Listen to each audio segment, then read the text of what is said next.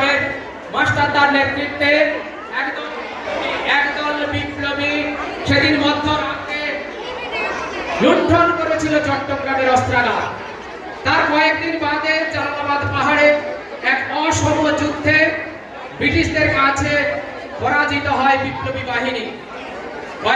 কয়েক মাস আত্মগোপন করে এক বিশ্বাসঘাতক ছিল সেই নৃশংস ইংরেজের হাতে। আপনারা জানেন সেই কাহিনী গ্রামে, কিন্তু শেষ রক্ষা হয়নি। মীর জাফর আগেও ছিল, এখনো আছে, আজ থেকে 100 বছর আগেও ছিল। হাতে ধরা পড়েছিল মাস্টারদা।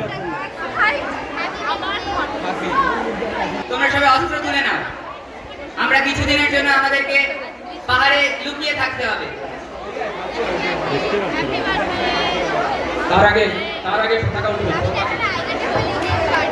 সাময়িক চট্টগ্রামে যে স্বাধীনতা এসেছিল কিছুদিনের জন্য, এই পতাকা উঠবে, চট্টগ্রামের পতাকা উঠবে। এই ছেলে এই দৃশ্য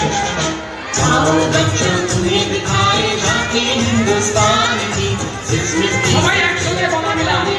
আমরা ফিরে যাচ্ছি 1930 সাল, এটা 2026। 100 বছর আগে ভাবতে পেরেছিলেন এই দামাল ছেলেরা কি কাণ্ড করেছিল? সবাই একসঙ্গে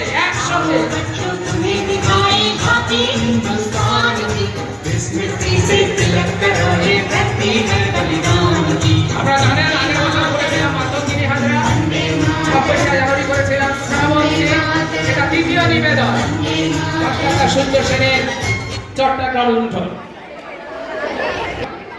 তোমরা সবাই তৈরি থেকো, যে কোনো সময় আক্রমণ আসতে পারে।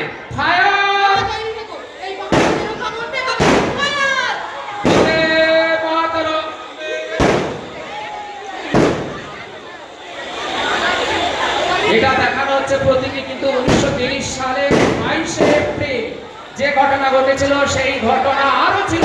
সেই শিক্ষকের যা দায়িত্ব, শিক্ষকের যা কর্তব্য, সেই কর্তব্য তিনি পালন করেছিলেন।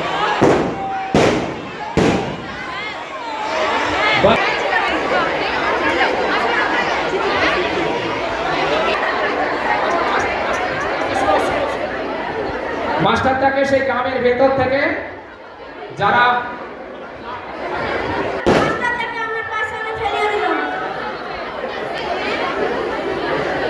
সূর্য সেন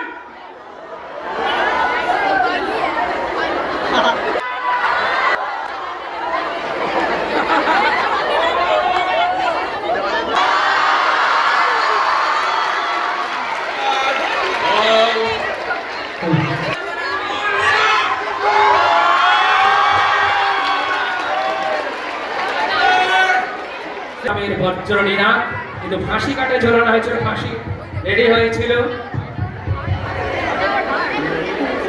বন্দে আমি ভয় করব না, আমি ভয় করব